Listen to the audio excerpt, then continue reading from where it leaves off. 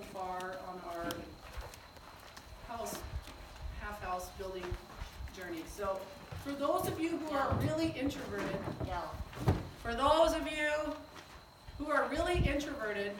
and you get your name mentioned, you're probably going to cringe.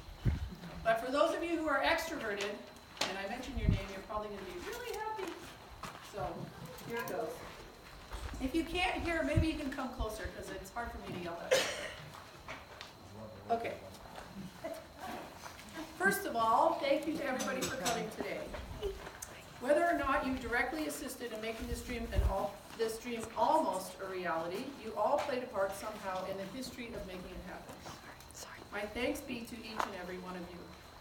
For many years, Lorri and I wanted to sell our too large house and trade it in for a larger piece of land for the horses. We never thought it would be possible because of the price of land. Fortunately, we were able to sell our house to the right couple. So our first thank you goes to two people who are not here today, Kimberly and Joel, who came along at the right time to provide us with the funds for our new ranch. One of our first thanks must go to our old, as in past, not in age, friends, Hank and Jeanette Winters, over there. Yeehaw! Here I am. There she is. And John and Julie, who are also not here.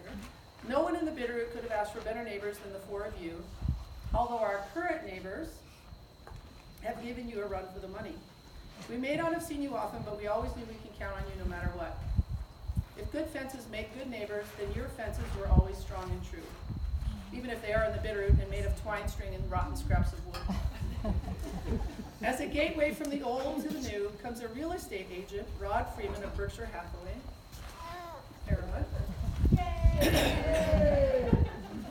He and his partner Jan helped us from beginning to end with precision, professionalism, and a little humor along the way. Call one of them if you need an agent. You won't be sorry. Thank you to the late Marvin Sperry, who, although we never met you, we are eternally grateful for your wonderful skill as an excavator.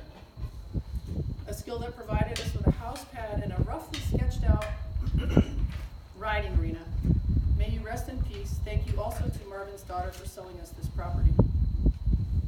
As many of you know, building new construction on bare land is not an easy thing to do. Not only did we have to sort, pack, store, discard, toss out, rehome, and sell what you don't want, what we didn't want, we had to sort, pack, store, and schlep things we wanted to keep. And not only are we keeping it, we had to keep it in two spots, a storage unit and the sturdy but old-fashioned Airstream that we are living in while the building commences, which brings us to Mary Beth. When the call to rent or borrow a travel trailer went out to the internets, the one and only person to answer that call was Mary Beth, who is not here today. She said to Lorri one day, "I have a trailer you can use." No kinder words had been uttered up to this stressful point. May the karma you put out come back to you times 10. We drove to Mary Beth's place in Lorri while the storm moved in the distance.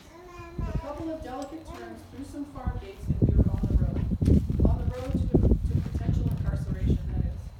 What we didn't realize when Lorri accepted Mary Beth's more than generous offer was that the trailer had no working lights, a non-existent title, out-of-state plates, and that had expired 10 years prior. And to top it all off, it was the start of Memorial Day weekend.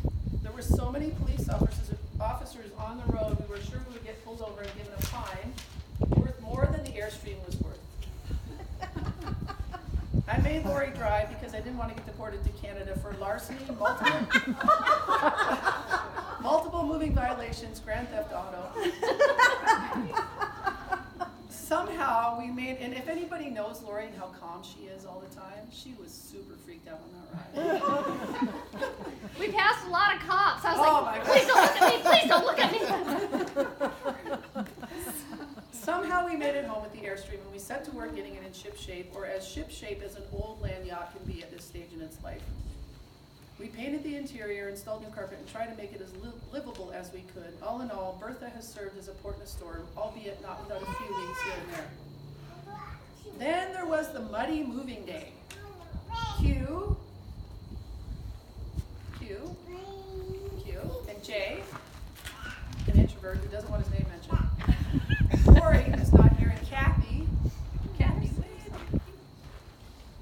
came through during the rainiest day in June to help us move every extreme extremely heavy horse obstacle we own. Yes.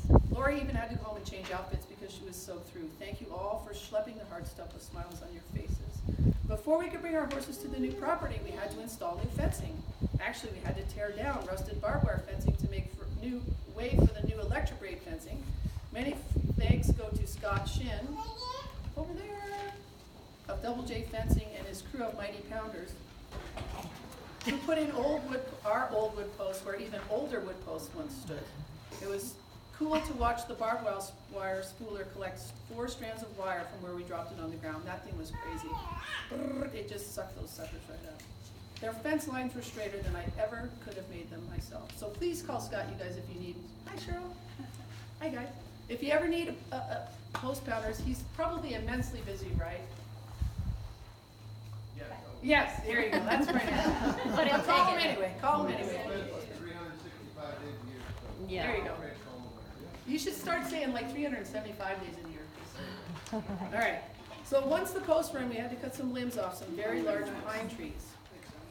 This job was given to my close writing, not riding, but writing, friend, and general all-around excellent person, Karen, who was sick and couldn't make it, sadly, who has also let us shower at her house. I'm not certain this is the case, but I'm pretty sure it's true that Karen was, if not born with a chainsaw in her hand, at least there was one pretty close by when she set foot on the planet. For fence installation, we were more than fortunate enough to have the world's greatest electric braid crew. J&Q, once again, Cheryl Burt, right there, the electric braid expert, and Kathy Schuyler. These folks threw their backs and their brains into putting up perimeter braid through cheatgrass and heat and hastily delivered pizzas from Figaro's. A huge thanks to Figaro's for not being Pizza Hut or Domino's. A super skookum thank you goes to the woman who literally taught us the meaning of the word skookum. Does anybody not know the word skookum? I hate to admit it, but. Okay. Skookum means what, Kathy? Skookum means tough, strong. Done right, right? Tough or strong? Tough or strong, okay. So Kathy Skookum Schuyler, that's her name, whose life experience, generous heart, chainsaw and ranch skills go unmatched. Ask her to tell you about the porcupine in the back seat of her truck if you get a chance. Women from Alaska are some of the toughest out there. Don't let her friendly demeanor fool you. She is tough as she is sweet. We are so glad you left Alaska for the bitterroot. A second fence installation award goes once again to J&Q DeHart, who brought us food and offered their time and their effort into getting interior fencing completed. They've continued to provide us food. They continue to provide us with food and showers and laughter. They are our bestest besties and our lifelong friends. We love you more than words can say. To Jean Namath, who is sadly not here, who though she never physically set foot on the property, made it to the post office and gifted us exactly the number of electric braid rollers we needed to complete our fence job. Kudos must also be given to Sean and Tina, our neighbors down there, who are not here. Sean has given us 2 massive fence posts, putting them in record time. I'm pretty sure under the dictionary definition of excellent neighbors, your names may be found, along with Carol and Larry Jenkins, who loaned us their trusty old Kubota tractor. That thing was awesome. Carol has, without a doubt, the absolute best hug I have ever had from someone I have not been related to. Golly. Oh, wow. True. It's true. If you want to get a hug from Carol, that's the best way to get it. We are so lucky to have you on the hill above us, both literally and figuratively. Thanks. To Marty Noy, the architect of this place, for giving us one of the best people on the planet, your daughter Grace, and for drawing up architectural plans for the house, barn, not sure what to call it, building.